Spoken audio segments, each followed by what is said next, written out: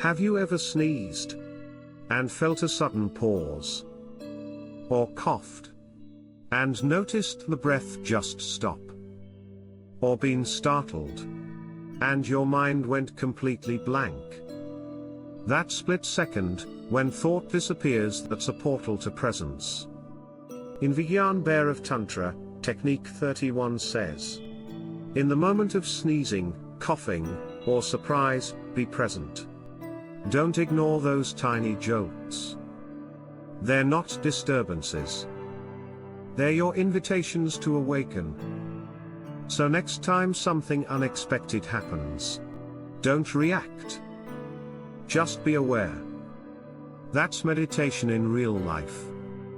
Like, comment your moment of stillness, and don't forget to subscribe for more ancient wisdom.